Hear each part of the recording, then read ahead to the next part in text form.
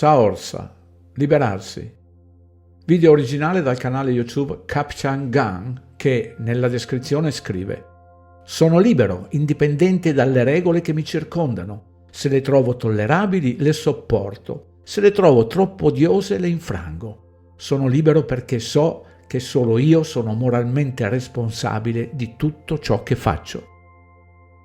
In questo lavoro scoprirete anche quanto subdola è la IA, perché una volta che è in grado di sapere la verità che già conoscete, fornisce risposte differenti e addirittura contrarie, cosa che ho e sto riscontrando semplicemente durante una semplice traduzione come questo documentario. Esorto di prendere visione prima di questa avvincente traduzione l'insuperabile playlist Storia perduta della Terra piana, attraverso le playlist di YouTube o dalla pagina Indice alfabetico, dalla quale è possibile vedere il video numero 6 che è stato epurato dalla piattaforma di regime. Buona visione! Sono il capitano e inizierò questo documentario con alcune affermazioni che sosterrò come prove inconfutabili. Ho individuato terre che ci hanno nascosto, molte enormi masse terrestri che si trovano oltre il nostro mondo conosciuto completamente documentate, e ho i mezzi per salpare su diverse imbarcazioni di mia proprietà una volta che mi sono assicurato gli equipaggi, incluso un secondo capitano. Lasciate che vi mostri ciò che nessun altro è capace di fare. Se visto nel suo contesto completo, ciò che ho da mostrarvi vi lascerà a bocca aperta ripetutamente, incluso il fatto che le terre nascoste che ci circondano sono completamente costruite con architettura e infrastrutture del vecchio mondo, proprio come quelle che vediamo intorno a noi. Che il modello della terra piana è volutamente errato e progettato per ingannarvi. Non esiste alcun muro di ghiaccio e ve lo dimostrerò. Tutto ciò che pensate di sapere sulla Tartaria è sbagliato. Ho scoperto l'intero ultimo grande reset dell'umanità in tutto il mondo che si è concluso solo nel 1860, innegabilmente provato e pienamente spiegate le conseguenze dell'alluvione di fango. L'Australia e i suoi nativi non sono ciò che pensate siano e tutta la nostra cronologia recente è stata inventata. Dopo decenni di ricerca personale nella tana del bianconiglio, separando la verità dalla cospirazione e dalla fantasia, seguendo un percorso spirituale guidato, ho preso tutti i singoli argomenti di ricerca rilevanti e li ho ricomposti. Non solo ho messo insieme gli argomenti, ma li ho anche fusi insieme. Solo un argomento ha senso e si fonde col precedente. Il tutto nel contesto. Ma solo così possiamo vedere il quadro generale, la conoscenza combinata. Se un'immagine vale più di 1000 parole, i nostri occhi possono vedere 1000 bugie. Vedere per credere.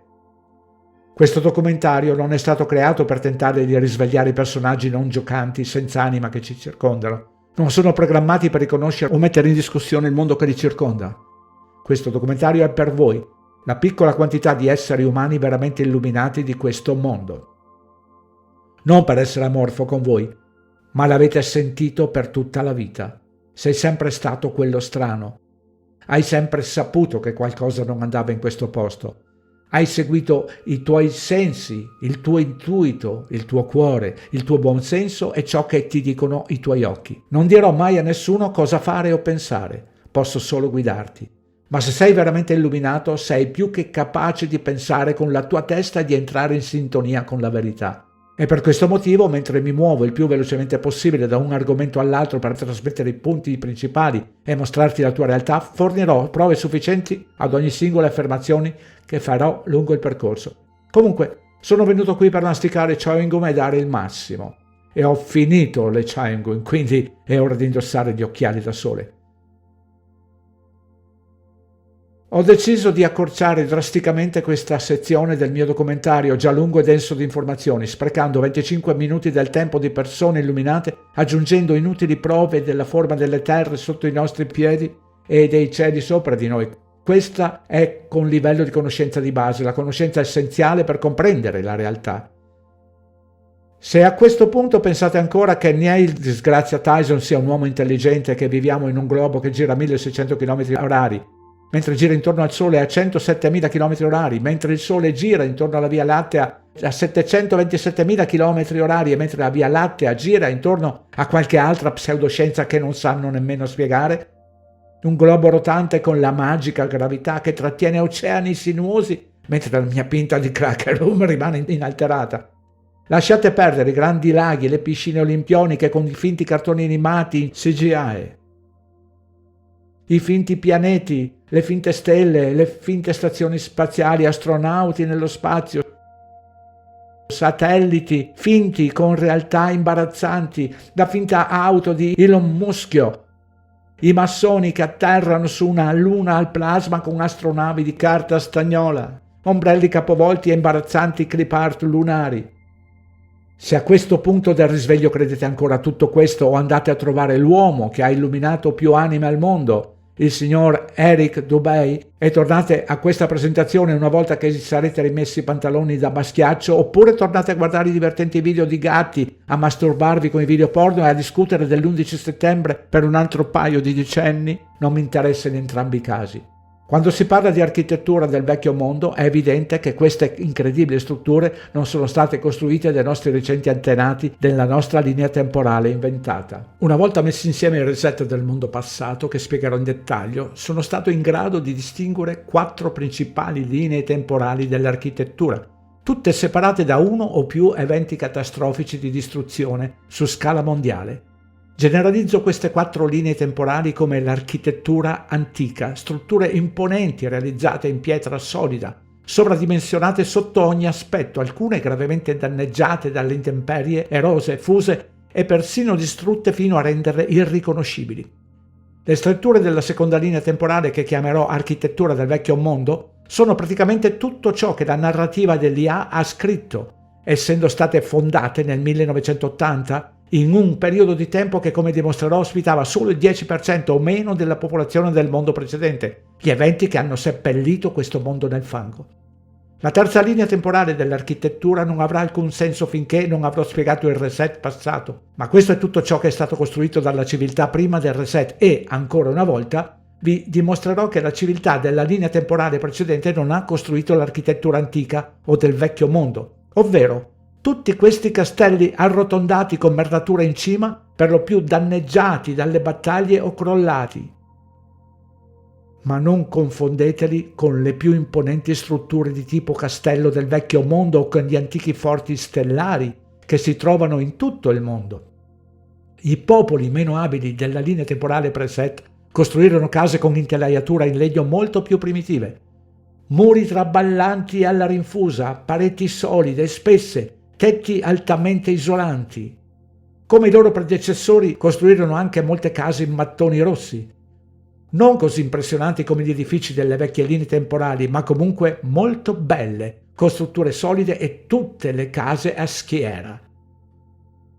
E la quarta linea temporale dell'architettura è la nostra, che comprende tutto dal 1860 in poi. Grattacieli a scatola, brutti, noiosi e senza vita, appartamenti a scatola, case a scatola realizzate con materiali temporanei, fragili ed economici o acciaio e vetro. Dimostrare che la narrativa tradizionale è stata falsificata è facile in paesi apparentemente nuovi come America, Canada e Australia. Paesi che non dovrebbero avere edifici antichi e del vecchio mondo, ma tutti li hanno. Questo canale si chiama My Lunch Break. È un canale dedicato a dimostrare le bugie architettoniche e dimostrare che l'intelligenza artificiale ha scritto la nostra narrativa storica. Ci dicono che gli Stati Uniti hanno avuto origine nel 1776. Subito dopo 16 anni abbiamo apertura del mercato azionario. E come abbiamo già detto, è qui che l'evoluzione, per qualche ragione, inizia finalmente a funzionare per una volta e il mondo intero presumibilmente diventa così intelligente e inizia a creare velivoli, motori, telefoni, treni, TV e tutto il resto. È assolutamente folle crederlo. Poi c'è l'Australia che entra in scena nel 1901. Il problema principale che abbiamo qui è che abbiamo le costruzioni della civiltà passata che ci guardano dritto in faccia.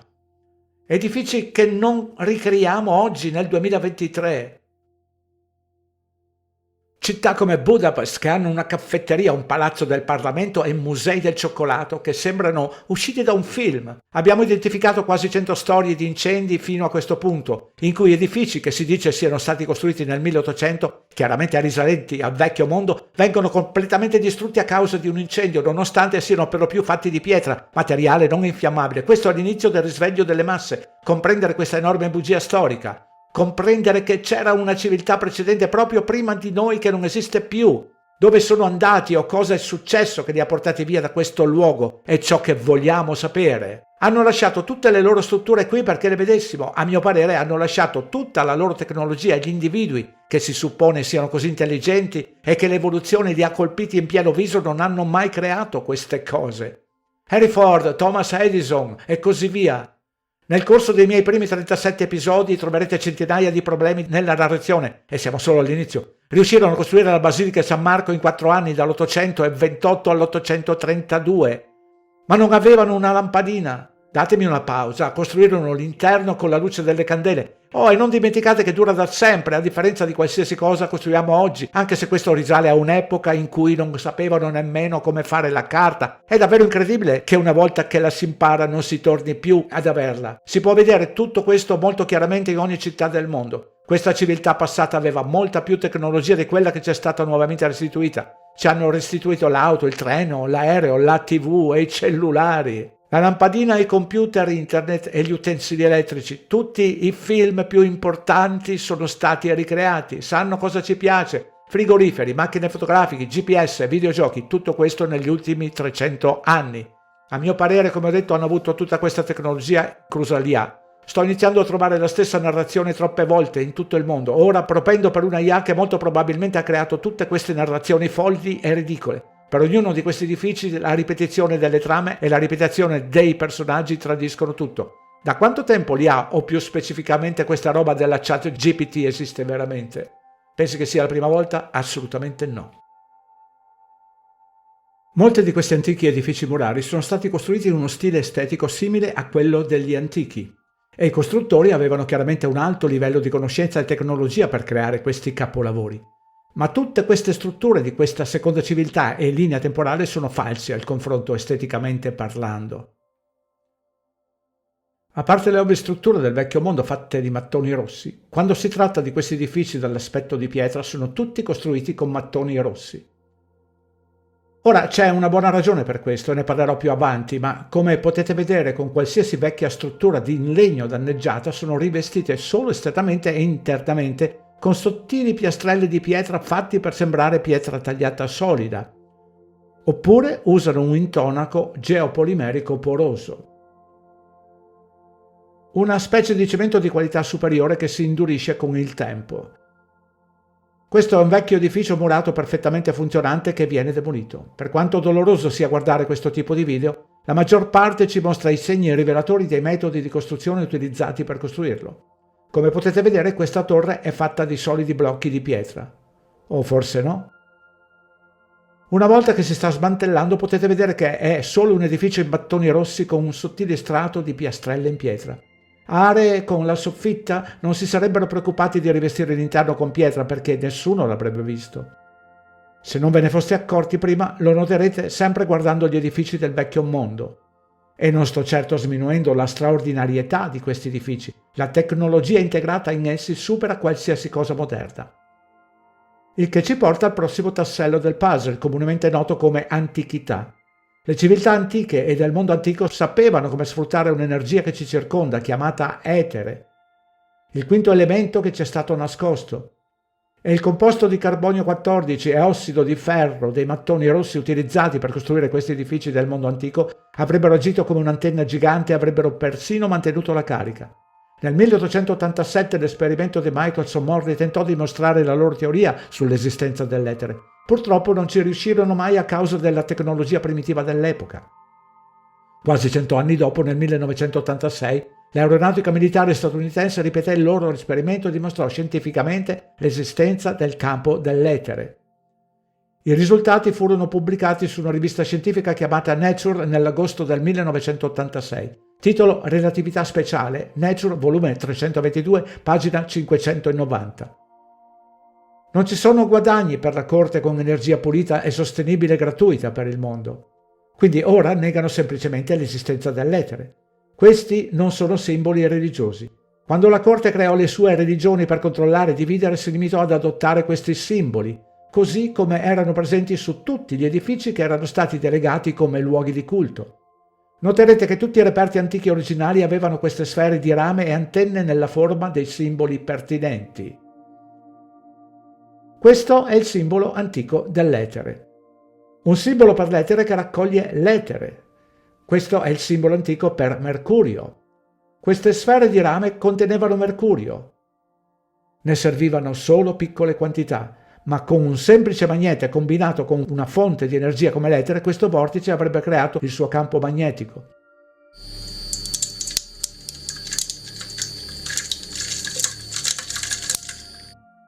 Purtroppo col passare degli anni questa tecnologia viene sostituita dalle economiche croci di legno. Ecco perché la maggior parte di questi edifici ha cavi di messa a terra in rame che vanno dalla cima dell'antenna fino a terra. E no, non servono per i fulmini. L'unica volta in cui una chiesa avrà problemi è quando questa tecnologia viene rimossa. Gli abili costruttori di questi capolavori avranno tenuto conto dell'illuminazione prima della costruzione. Inoltre sono stati progettati per sfruttare l'energia e durare per sempre. Qualcuno pensa veramente che ci sia voluta la nostra società ottusa per intervenire e salvare questi edifici che probabilmente hanno migliaia di anni? L'ultima parte di questo argomento è qualcosa che avrà più senso in seguito, riguarda le serre nel vecchio mondo. Integrano la tecnologia geotermica sfruttando anche l'etere per coltivare super raccolti insensibili agli elementi esterni. Serre abbastanza grandi da sfamare intere città. Una tecnologia simile è diventata popolare negli ultimi anni, l'elettrocoltura. Una tecnologia che utilizza le correnti elettriche provenienti dall'etere per migliorare la crescita delle piante.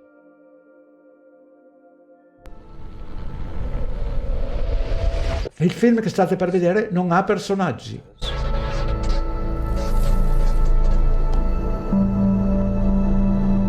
Se risparmiate un po' di immaginazione, è il film che vi descrive l'effetto delle frequenze cimatiche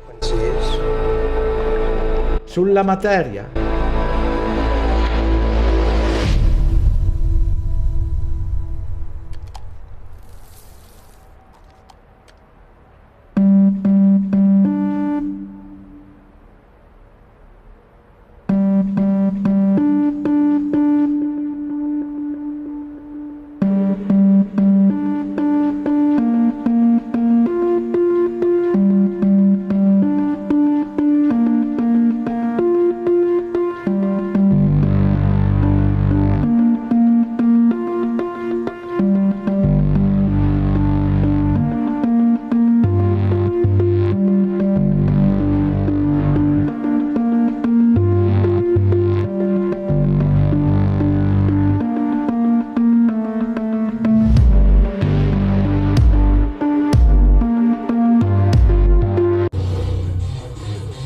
Guardate il vetro.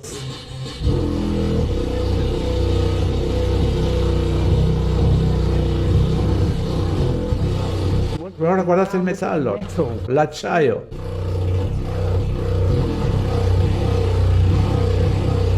Semplicemente è incredibile, vero?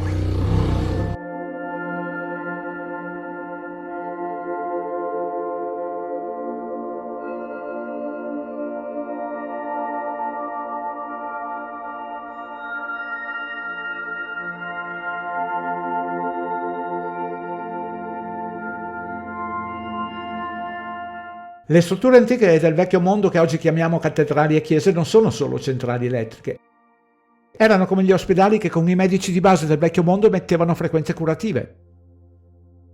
Applicando le stesse tecniche di cimatica e testando la frequenza del rintocco delle campane delle chiese, creano gli stessi schemi dei magnifici rosoni che vedrete tutti intorno alla struttura stessa.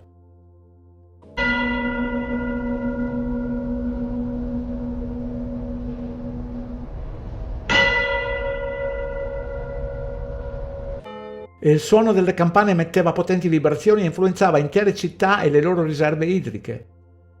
Ecco perché ci sono sistemi di tunnel sotto ogni cattedrale, chiesa e città del mondo. Questi fornivano acqua agli abitanti delle città. Una tecnologia mutata dagli antichi. L'etere e la frequenza delle campane influenzavano la struttura molecolare dell'acqua. Era come bere e immergersi nell'energia vitale, nel succo vitale, nella fontana della giovinezza. Queste vetrate colorate non avevano solo scopo decorativo, erano una tecnologia. Il vetro imbrigliava la radiazione elettrica del Sole e della Luna attraverso il motivo geometrico della vetrata e la luce all'interno assumeva la forma di quella frequenza. Ogni frequenza contiene il suo schema geometrico. E fondendo una luce attraverso uno schema geometrico si ottiene guarigione sul corpo e sull'anima umana. Si rigenera vibrando alla stessa frequenza. Queste strutture contengono anche lo strumento sonoro più potente mai creato, l'organo e le canne in ottone. Capolavoro mozzafiato. Gli organi guarirebbero i vostri organi. È il motivo per cui gli antichi e le civiltà del vecchio mondo vivono più a lungo di noi e sono diventati più grandi di noi oggi. Ci hanno privato della nostra fonte di energia, del nostro fascino. Sfortunatamente la maggior parte di queste campane e organi originali sono stati rimossi, sostituiti o non sono mai stati utilizzati come previsto. Scoprirete che tutte queste campane giganti rimaste oggi sono state volutamente danneggiate e la narrazione della loro distruzione è che le campane furono rimosse in tutto il mondo e fuse per produrre proiettili, pistole, bombe e altri equipaggiamenti militari dal nucleo, per darci la possibilità di ucciderci a vicenda con il demoniaco di sempre. Nel 1955 la Fondazione Rockefeller, sostenuta dall'Organizzazione Internazionale per la Standardizzazione, cambiò gli strumenti e i toni musicali a 440 Hz. Un tono di frequenza e vibrazione dissidente, consapevole, opprimente, negativo, disarmonico, distruttivo, disordinato e dannoso. Consiglierei di cambiare l'intera playlist musicale da 440 Hz a 432 Hz o ai 528 Hz ampiamente disponibili. Ne sentirete i benefici. Ci viene fatto credere di essere solo scimmie stupide a cui bisogna insegnare a parlare, ma le scimmie vere nascono con la capacità di comunicare con i propri simili. Ma noi umani stupidi dobbiamo imparare a parlare, leggere, scrivere, fare ortografia e lanciare incantesimi con la magia delle parole di culto, le loro lingue latine arretrate che tutti parliamo. Ma come sempre, in realtà gli esseri supremi non hanno bisogno di imparare a comunicare. Ecco perché ci hanno dato tutte queste lingue separate a religioni demoniache. Così non possiamo comunicare tra noi. Così possiamo odiarci, ucciderci, dividere e conquistare. La migliore ricerca che abbia mai visto sull'argomento è stata quella del signor Dave Murphy in un suo documentario intitolato Il linguaggio della creazione. Dave ha collegato un'antica lingua morta che lui chiamava paleo-ebraico alla lingua originale, alla lingua di Dio e probabilmente alla lingua degli antichi. E sento dire molti di voi: capitano, hai appena detto ebraico? È uno di loro? No. Il paleo-ebraico non ha nulla a che fare con l'ebraico o con gli ebrei. L'ebraico non ha nemmeno nulla a che fare con gli ebrei. Ma guardate il video Dave se volete saperne di più. Il paleo-ebraico è un linguaggio pittorico di immagini, suoni e vibrazioni della bocca, proprio come i cosiddetti geroglifici dell'antico Egitto. Molte altre creature in questo mondo usano un linguaggio pittorico chiamato ecolocalizzazione. Balene, delfini, pipistrelli, lemuri, ratti, uccelli e molti altri. Non si limita a emettere suoni, trasmettono e ricevono immagini e suoni. È stato condotto un esperimento sematico sui delfini utilizzando una tecnica chiamata climography, ovvero modelli che rappresentano il linguaggio dei delfini in modo simile ai geroglifici. Questo particolare esperimento ha coinvolto Jim McAdoo e un delfino chiamato Sindaco. Jim è entrato nella vasca con un sindaco e una scala per fare una cosa tipo click. Hanno registrato la frequenza di feedback e attraverso il climax questa è l'immagine che hanno ricevuto e per Maya questa immagine sarebbe stata in Full HD con l'audio incluso. Ed è per questo che quando questa frequenza è stata riprodotta per un delfino diverso con diverse persone nella vasca, il nuovo delfino è stato in grado di distinguere Jim dagli altri. Quando si tratta di esseri umani, nasciamo con la capacità di comunicare tra di noi, ma siamo indottrinati, siamo entrati senza la nostra lingua al punto che non capiamo nemmeno i nostri figli quando nascono e iniziano a parlarci. Il modo in cui sono riuscito a trovare le date e gli eventi esatti che hanno portato all'ultimo catastrofico reset di questo mondo di ogni società che lo abitava, delle loro economie, del massacro di circa il 90% della popolazione mondiale e della presa di potere da parte degli stessi parassiti che ancora oggi governano questo mondo, è stato piuttosto semplice, a dire il vero. E vorrei spiegarvi come, perché questo vi aiuterà a comprendere le mie principali scoperte in seguito. Ho studiato a lungo la tomografia morale antica. Sono al 5º anno che vivo in mare aperto sul mio yacht a vela. Navigazione, carte nautiche e lettura delle mappe fanno parte della mia vita quotidiana di marinaio e ho insegnato bushcraft e tecniche di sopravvivenza per un decennio, inclusa la navigazione. Quindi mi definirei un esperto in materia. Confrontando le vecchie mappe e le nuove mappe del mondo ho notato un paio di differenze principali. La prima è che nessuna vecchia mappa del mondo mostra ghiaccio da nessuna parte, per non parlare del Polo Nord e di qualsiasi ghiaccio sulle terre che circondano il nostro mondo. Ma nel 1900, nel XX secolo, il ghiaccio iniziò ad apparire sulle mappe del mondo. Ora la narrazione dice che c'è sempre stato ghiaccio in queste aree, probabilmente per 1 trilione di miliardi di anni, giusto? Non si può negare che ci sia ghiaccio verso nord e vicino alle terre conosciute come Antartide, che si sta sciogliendo rapidamente. La maggior parte degli storici indottrinati direbbe semplicemente che i geografi che hanno creato queste vecchie mappe del mondo erano solo idioti primitivi e bugiardi con una grande immaginazione, giusto? Per fortuna io la so lunga. Quando hai una mappa, per esempio la Urbano Monte del 1587 che ha più di 400 anni, ma le sue carte sono così accurate che le ho usate per navigare gli oceani oggi. So che questi geografi del passato sono molto più competenti e intelligenti della maggior parte delle persone di oggi. La seconda differenza tra le vecchie e le nuove mappe del mondo era la forma delle masse continentali e vi mostrerò rapidamente cosa intendo. Quindi abbiamo il Sud America ai giorni nostri, abbiamo il Sud America prima che lo chiamassimo così nel 1587. Come potete vedere non sembra del tutto corretto. Oggi è più simile a questo. Ecco il Cile e il lago Titicaca in epoca moderna. E ancora, ecco il Cile e il lago Titicaca nel 1587. Entrambi sono allineati perfettamente.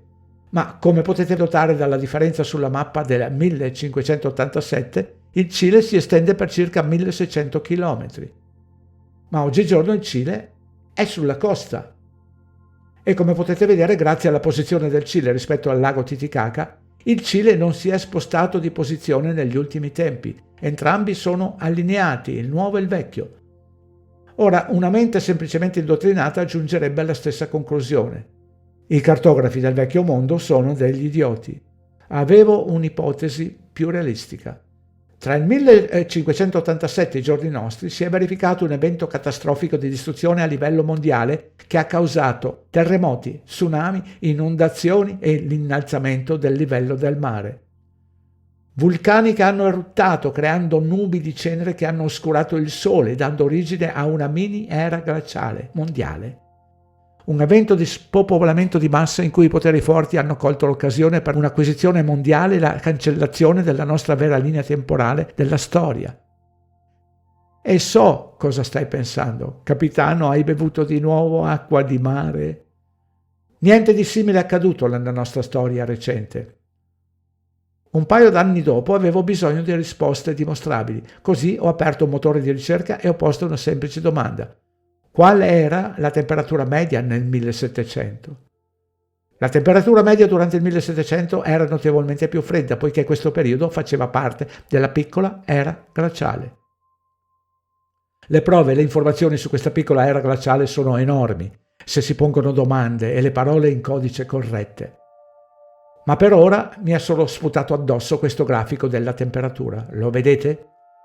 Tra il XVI e il XVIII secolo c'è un picco enorme chiamato piccola era glaciale.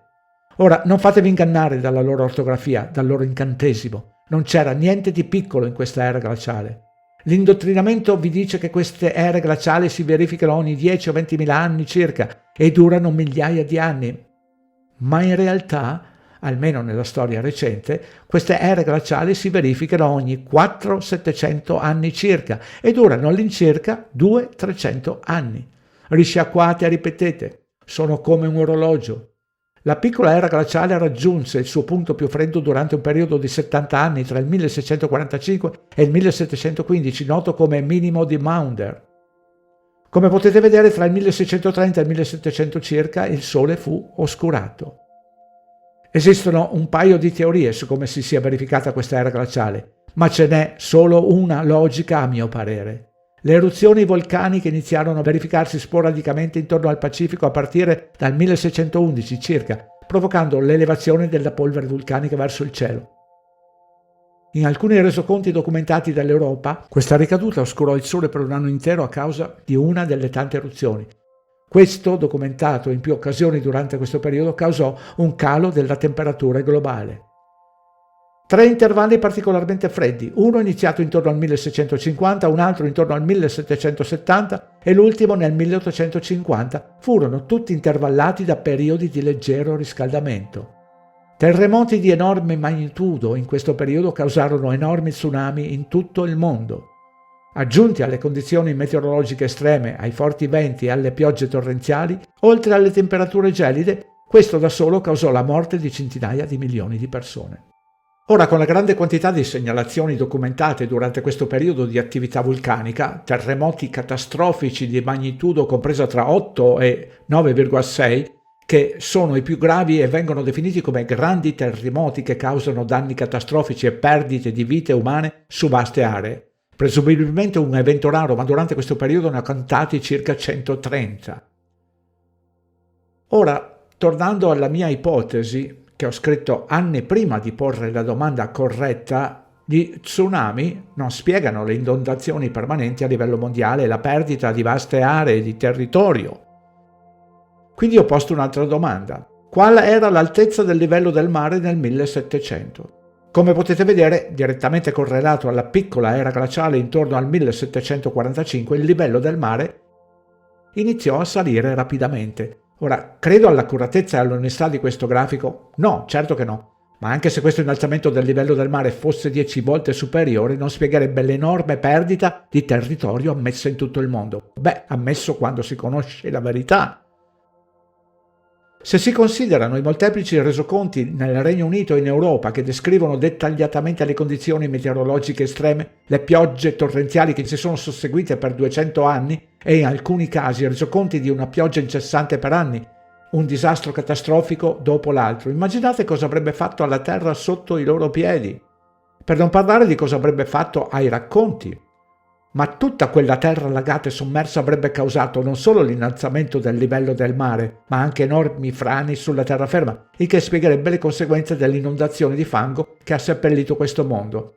Un argomento che affronterò a breve insieme alla perdita permanente di vaste aree di territorio come quella danese, tedesca e olandese, che ha perso enormi porzioni delle loro coste. Un altro esempio, dall'altra parte del mondo, in Giamaica, il 7 giugno 1692, un violento terremoto di magnitudine 8 colpì Port Royal in Giamaica, causando lo sprofondamento della città in mare e causando circa 5.000 morti a causa del sistema e del successivo tsunami. 2/3 di Port Royal sprofondarono in mare e molti altri edifici crollarono a causa della liquefazione del suolo. La terra si aprì e inghiottì molte persone. La maggior parte dei 2.000 edifici della città fu distrutta e molte navi nel porto si capovolsero.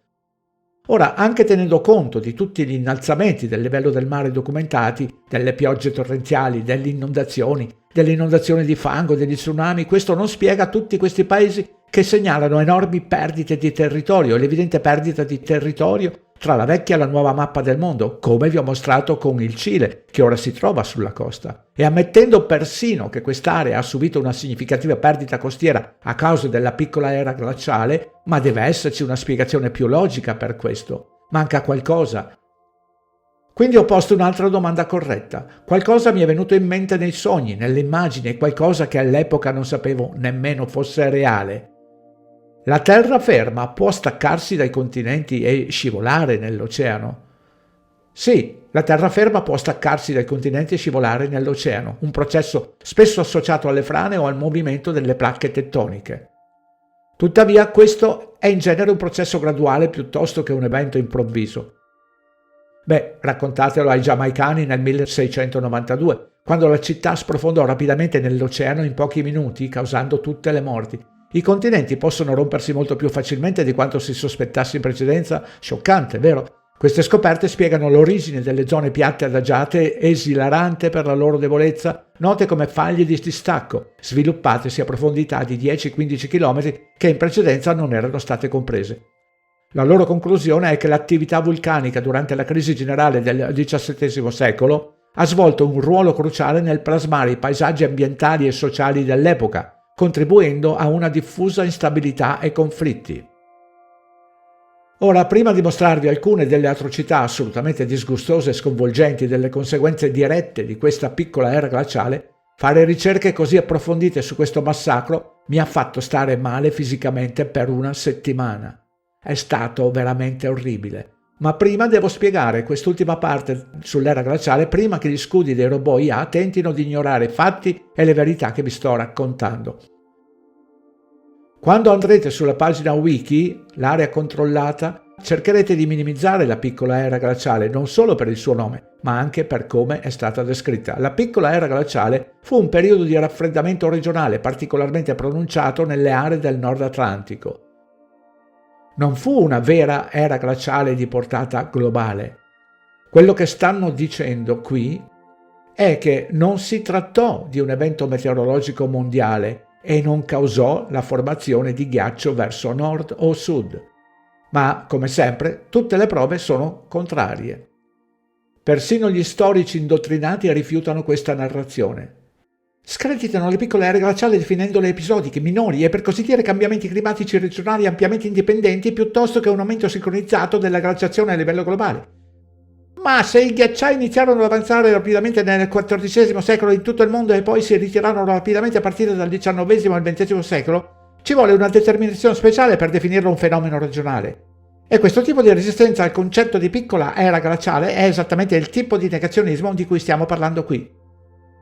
E ci sono decine di pubblicazioni scientifiche che dimostrano che si è trattato di un evento meteorologico mondiale e che ha effettivamente congelato le nostre masse continentali all'epoca non ghiacciate.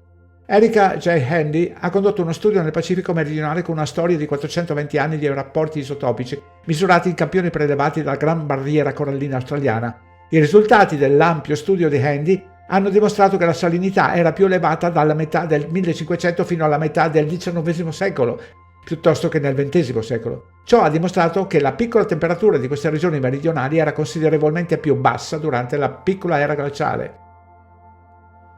Per avere un accesso completo ai veri orrori e alle conseguenze dirette della recente era glaciale, bisogna digitare un nome in codice laico e segreto: la crisi generale dell'umanità o la crisi generale del 1700. E ancora una volta, non lasciatevi ingannare dal suo titolo mediocre. Ora, non sto collegando la piccola era glaciale alla crisi generale dell'umanità. Questa è una narrazione che le collega e questa volta non vi sto ingannando. Non vuole che abbiate questa conoscenza. Queste povere anime hanno ereditato questo mondo dagli antichi e dalle civiltà del vecchio mondo, proprio come abbiamo fatto noi, e proprio come i figli dei vostri figli erediteranno da ciò che rimarrà una volta completato il nostro ripristino, l'impatto della piccola era glaciale. La piccola era glaciale non solo causò fallimenti agricoli, ma contribuì anche a una più ampia trasformazione sociale. Le pressioni del cambiamento climatico accelerarono il passaggio ai sistemi economici più moderni, mentre le tradizionali strutture feudali iniziarono a crollare sotto la pressione della crisi.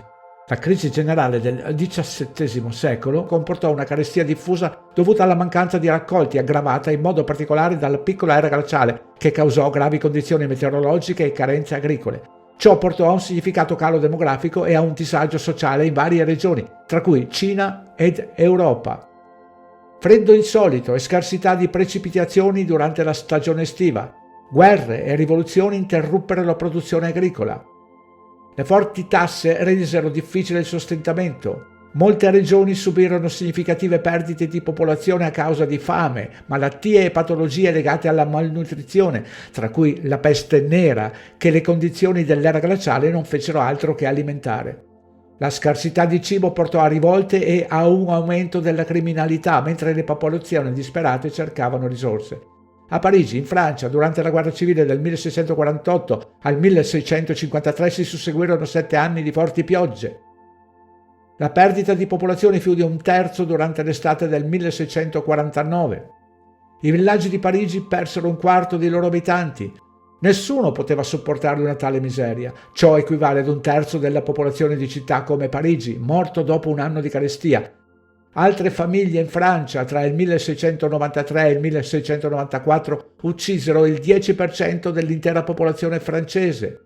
La sola Francia subì 111 gravi carestie in un periodo di 200 anni durante la piccola era.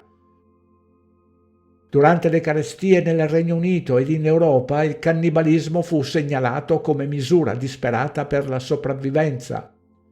E ho letto resoconti di questo fenomeno in tutto il mondo fino alla fine del 1800.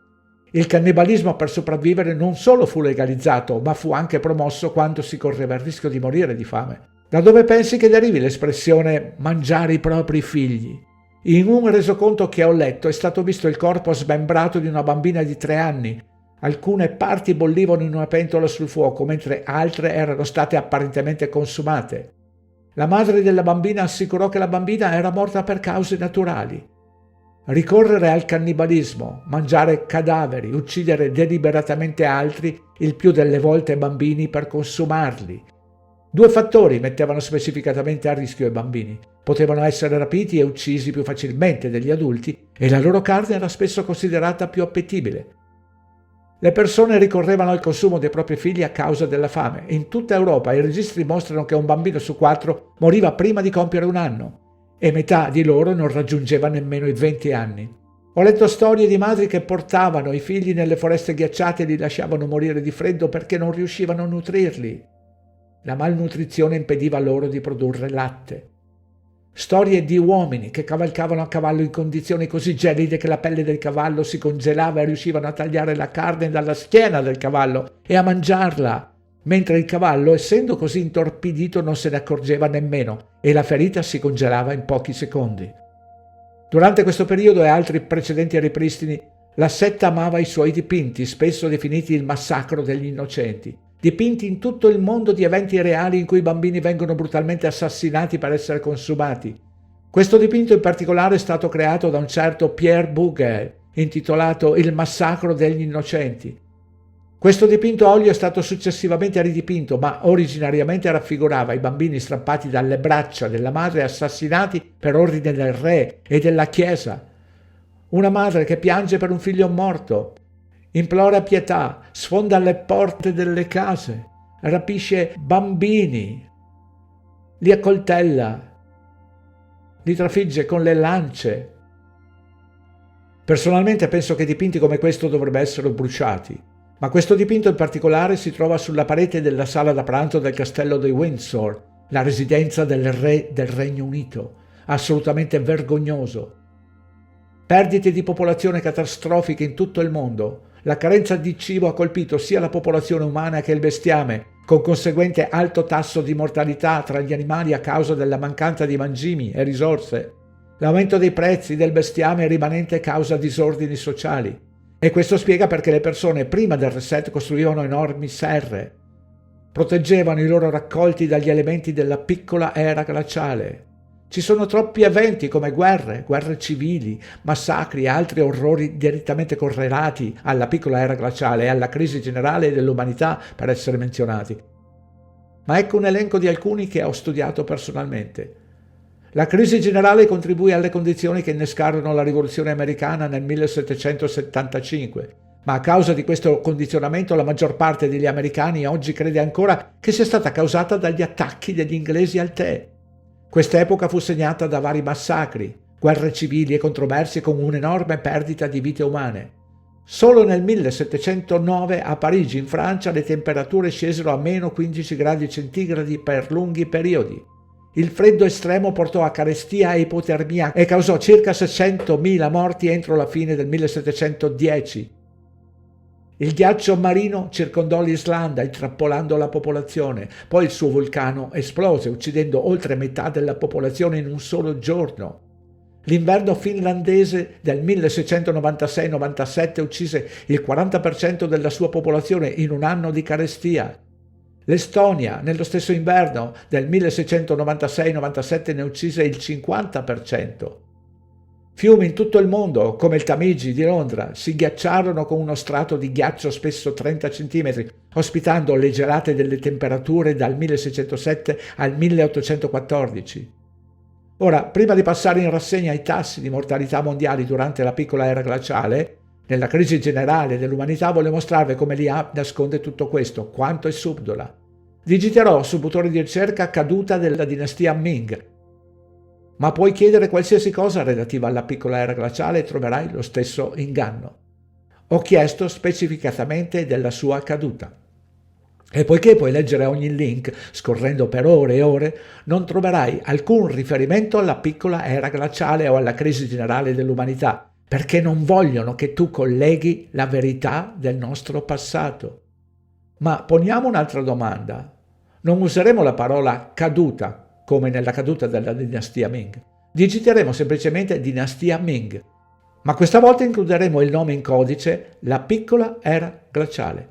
La piccola era glaciale ebbe un impatto significativo sulla dinastia Ming e contribuì al declino della dinastia e alla sua successiva caduta nel 1644, lo stesso periodo in cui la Tartaria fu spazzata via e cancellata dalla storia. Qualcosa che metterò insieme per voi più tardi. Ora, l'IA fa questo perché sa che voi conoscete la verità, quindi vi fornisce la seconda narrazione. Abbiamo quella che chiamo la narrazione mainstream, la solita educazione scolastica, l'area dei campi di indottrinamento. Poi abbiamo la narrazione, ciò che ammetteranno quando tu conosci già la verità. Poi ovviamente abbiamo la verità vera e propria, l'analisi approfondita che svela i veri orrori della realtà. Un altro rapido esempio. Chiedi la popolazione della Cina nel 1600 e ti dirà un'enorme crescita demografica. Aggiungi la piccola era glaciale alla domanda e ti dirà che c'è stato un massiccio declino demografico esattamente nello stesso periodo. Ponendo la stessa domanda con lo stesso motore di ricerca a un minuto di distanza l'una dall'altra, ottieni due risposte opposte. Nel 1850 la Cina aveva perso il 95% della sua popolazione, ma la narrazione mainstream ti direbbe che sono passati da 100 milioni a 400 milioni durante la piccola era glaciale e la crisi generale dell'umanità. Questa stupida IA non può ingannarmi. L'IA non è nulla in confronto a un cervello e un cuore umano illuminato. Parliamo dei tassi di mortalità di ogni paese. Nessun motore di ricerca vi fornirà numero o percentuali approssimativi, ma vi dirà ad esempio che la dinastia Ming all'epoca crollò causando la morte di tutti i suoi 300 milioni di abitanti. All'epoca costituivano la maggioranza della Cina, includendo tutti gli altri resoconti di gravi carestie, guerre civili e catastrofiche distruzioni della zona e perdita di vite umane durante questo periodo. Posso prendere tutte le informazioni che ho acquisite su questo argomento e formulare una stima abbastanza accurata del declino demografico della maggior parte dei paesi che all'epoca avevano una buona tenuta dei registri. La dinastia Ming, 100% di morti, 300 milioni. Questa è la popolazione attuale dell'America. Il paese chiamato California, 100% di morti, circa 10 milioni. E parlerò della California più tardi, ma questa non è la California di oggi. Non è diversa dalla Tartaria, un paese e la sua popolazione distrutti durante l'era glaciale e cancellati dalla storia. Una massa continentale 4 volte più grande dell'Europa. Unica differenza, la California fu completamente distrutta e sprofondò nelle profondità del Pacifico. Affermazioni norrenne, in Groenlandia 100% di morti, circa 10 milioni. L'Islanda, 100% di morti, 200.000. Rapa Nui, nota anche come Isola di Pasqua, 100% di morti. La Francia, 99% di morti. E per quanto strano possa sembrare, ho buone ragioni. E una volta che inizierete a fare ricerche su questo reset capirete cosa intendo. È quasi impossibile che i francesi siano sopravvissuti. La prima ondata di coloni americani morti al 95%. Quelli che oggi vengono chiamati nativi americani morti al 95%, circa 100 milioni. E non fu a causa del vaiolo, a meno che il vaiolo non sia un nome in codice per il genocidio. Tartaria, morti all'80%, circa 300 milioni. Di nuovo parlerò di tartari più tardi. Finlandia, morti al 95%. Estonia, morti al 95%, Irlanda, morti al 90%, Germania, morti all'80%, Spagna, morti al 70%, Inghilterra, morti al 70%, Gli olandesi hanno vissuto la loro presunta età dell'oro tra la fine del 1500 e il 1700, ma erano ancora in ginocchio come il resto del mondo, con un calo demografico del 50% entro il 1800. L'unico paese che ha effettivamente avuto un aumento demografico, e intendo proprio uno solo, indovinate quale? No, non è l'India, anche se i nostri fratelli e sorelle laggiù stavano lavorando come conigli. In realtà è la Scozia. La mia famiglia è scozzese da entrambe le parti. Mia madre è di Stranraer e mio padre di Glasgow. La genetica norrena e scozzese si sposa bene con la mia anima. Beh, gli scozzesi hanno grinta. Ogni nazione è sottosopra, portando alcune grandi menti a sospettare che ci stiamo avvicinando alla fine del mondo. Sembra un po' come ai giorni nostri, vero? Anche questa gente pensava che Gesù sarebbe venuto a salvarli. Come ho detto, risciacquate e ripetete. Ora tenete presente che la narrativa dominante sostiene che quasi ogni capolavoro architettonico intorno a noi sia stato costruito intorno al 1800. Tutto questo mentre la popolazione mondiale era scesa al 10% e le persone continuavano a mangiare i propri figli per sopravvivere per un altro paio di settimane prima di morire di fame? Non male, vero? Ma scavando un po' più a fondo non vediamo la costruzione in massa di capolavori in tutto il mondo. Troviamo città vuote e morte in tutto il mondo, inferno dopo inferno, mentre bruciano i resti delle popolazioni perite e massacrate. È più facile radere al suolo questi luoghi che bonificarli a mano. Grandi incendi in quasi tutte le città del mondo nello stesso periodo. Intere città edificate in fiamme, con narrazioni come quella di qualcuno che ha fatto cadere una candela o bruciato del pane causando l'incendio di un'intera città. Il più delle volte nessun decesso o pochi decessi segnalati. Non c'è nessuno che possa essere morto o bruciato, erano già morti. Il fuoco ha ripulito e disboscato il territorio per il periodo delle nostre linee temporali, ma è evidente che si è trattato di qualcosa di più semplice di un incendio. Queste aree sembrano più zone di guerra che proteggono determinate aree e strutture che erano state selezionate per essere mantenute. Direi che è stato più simile a qualcosa che hanno sganciato su Hiroshima o Nagasaki nel 1945. Prima di passare al prossimo argomento, questo reset precedente che vi ho appena mostrato non è stato l'unico che ho trovato. Li ho trovati tutti. Ora non entrerò nel dettaglio degli altri perché sono irrilevanti per il quadro generale e per ciò che voglio veramente mostrarvi. Inoltre, secondo me, il nostro futuro è più importante in questo momento del possibile passato dei nostri antenati. È possibile identificare tutti i reset precedenti seguendo la scienza sul clima, i rapporti isotopici, quel genere di cose. Coincidono sempre con eventi catastrofici e massacri e morti di massa riportati nei documenti storici. La verità è sempre nascosta in bella vista. Bisogna solo ricostruire i pezzi. Quando il mondo emerse dall'era glaciale, tra la metà e la fine del XIX secolo, i sopravvissuti si ritrovarono di fronte ai resti del vecchio e del nuovo mondo che avevano ereditato. Il disastro aveva rimodellato e decimato il paesaggio circostante, seppellendo sotto fango indurito detriti e i resti delle masse di persone perite. Questi sopravvissuti erano pienamente consapevoli degli eventi trascorsi. Le storie venivano tramandate e persino inserite nei primi film dell'epoca, come incontriamo a St. Louis del 1944, ambientato durante la Fiera del Bosco del 1904. You spoil your dinner. Papa, we saw the Galveston flood. Big waves came up and flooded the whole city. And when the water went back, it was all muddy and horrible, full of dead bodies. Quando l'acqua si ritirò, era tutto fangoso e orribile, pieno di persone morte. Per quanto la Corte abbia cercato di cancellare completamente questi eventi innegabili del nostro recente passato, le prove parlano da sole.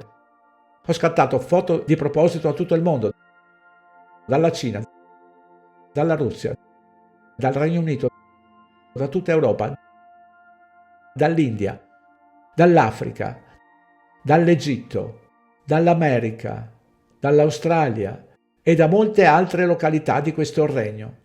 Questo è accaduto in tutto il mondo ed è stato causato direttamente dalla piccola era glaciale. E scavare tutta questa terra deve essere stato un lavoro massacrante per quella generazione. Mi piace questa foto, dice più di 1000 parole. Questi due zoticoni qui. Questo tizio a sinistra ha carisma. Questo tizio ama il suo lavoro, è uno scavatore professionista, è un uomo felice nel suo lavoro. Mentre quest'altro tizio si vede chiaramente che odia il suo lavoro, curvato. Probabilmente voleva essere come un ballerino o qualcosa del genere, non un uomo felice.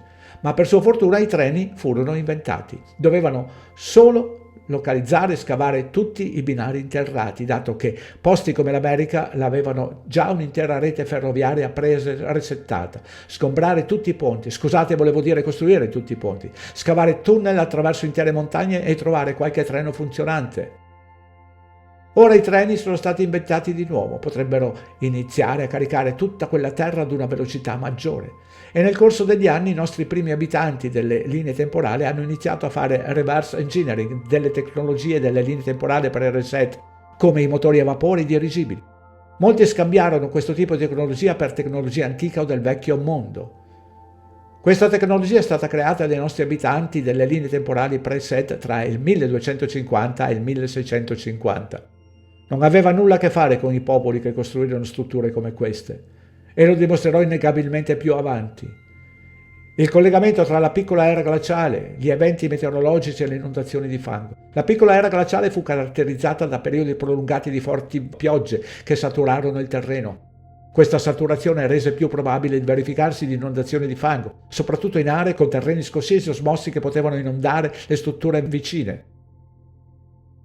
Resoconti storici della piccola era glaciale documentarono casi di inondazione e frane che colpirono le comunità. Questi documenti descrivevano spesso la distruzione di case ed edifici pubblici, indicando che molte strutture andarono perdute o gravemente danneggiate durante questo periodo. Queste sono case del vecchio mondo. Come potete vedere, il fango le ha allagate. Come sempre, quando il terreno intorno a queste strutture fu scavato, il piano terra originale fu portato alla luce. E come potete vedere, questo non era il seminterrato della struttura, ma la cantina. Questo piano terra originale aveva finestre e porte, finestre vetrate che davano sulla terra. Non ha senso, vero? E come ogni struttura del vecchio mondo, questo edificio, dall'aspetto di pietra, è solo un edificio in mattoni rossi con un rivestimento in geopolimero per sembrare pietra. Questa antica struttura, ora chiamata Tempio Mormone dello Utah, Nord America, fu presumibilmente inaugurato nel 1893, il che voleva farci credere che la sua costruzione fosse terminata in quel 1893. Ma come potete vedere per tutte le strutture antiche o del vecchio mondo in tutto il mondo, questo edificio è gravemente allagato dal fango e lo è sempre stato fin dall'inizio della nostra linea temporale. Questa struttura è stata scavata 2 volte durante la nostra linea temporale. La prima negli anni 70. La linea tratteggiata mostra il piano terra della nostra linea temporale e l'originale porta ad un arco che conduceva al piano terra originale, mostrando l'intera altezza delle finestre allagate dal fango. Questa struttura è stata sepolta da circa 4,5 metri di fango. La maggior parte delle inondazioni di fango si è verificata tra il 1600 e il 1750. Presumibilmente questa struttura non è stata costruita prima del 1893. Quindi ci sono 2 possibilità. Questo edificio è stato inondato di fango da 2 a 300 anni prima della sua costruzione, oppure si trovava qui prima dell'inondazione. In realtà questa struttura non ha 132 anni. È un edificio antico e ha almeno 2000 anni. In questo successivo periodo di tempo tutto ciò che vediamo sono città vuote, edificate, immacolate, ma chiaramente vecchie strutture e infrastrutture in tutto il mondo, compresi paesi come America, Canada e Australia. In una linea temporale in cui la narrazione racconta che tutti questi edifici inondati di fango venivano costruiti, tutto ciò che troviamo della loro presunta costruzione sono foto di primitive impalcature di legno che circondano palazzi che non dovrebbero esistere, dipinte da squadre di pittori. Sono persino riuscito a scoprire cosa c'è scritto sul cappello di questo pittore. Poi all'improvviso il boom, le città si sono riempite.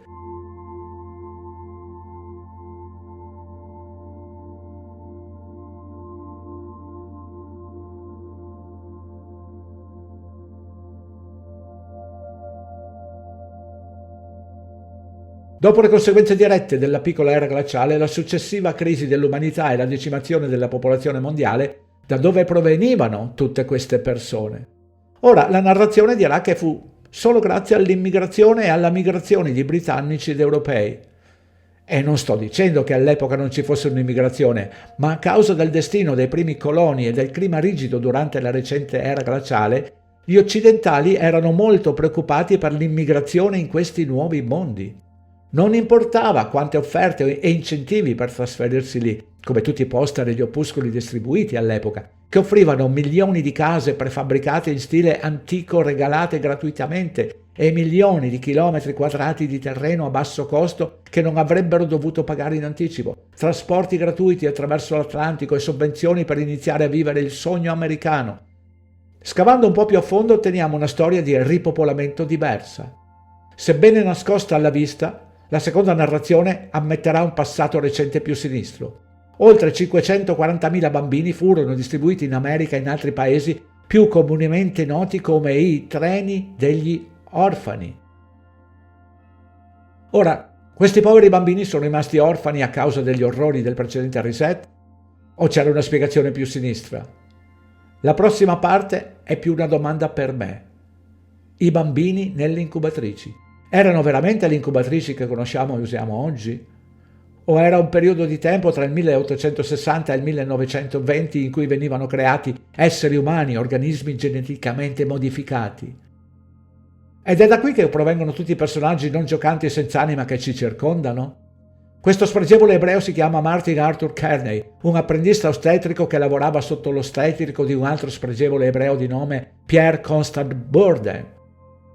Dopo la principale ripopolazione del mondo, Kearney, noto come il dottore delle incubatrici, girò per le fiere mondiali con la sua attrazione circense, simile a uno spettacolo di fenomeni da baraccone, i bambini delle incubatrici, che vantava veri bambini umani in mostra. Questo evento ricevette attenzione e copertura mediatica a livello mondiale. Ora, da dove prendeva questo parassita la sua costante scorta di bambini vivi? Mia madre mi ama con ogni fibra del suo cuore e sono nato con un peso di 4,5 kg e l'aspetto di una patata. Non riusciva nemmeno a bere una tazza di tè senza che io la bevessi. Quindi, quale madre avrebbe dato il suo bambino appena nato o prematuro ad un sacco di parassiti come questo in un periodo in cui la popolazione di ogni paese era stata gravemente ridotta e implorava persone per popolare le loro città? Queste madri vendevano i loro bambini indesiderati? O questi bambini erano orfani e creati in modo innaturale? Un altro argomento su questo tema è noto come manicomi. Centinaia, se non migliaia, di questi edifici del vecchio mondo furono adibiti a cosiddetti manicomi, attivi tra il XVII e il XIX secolo.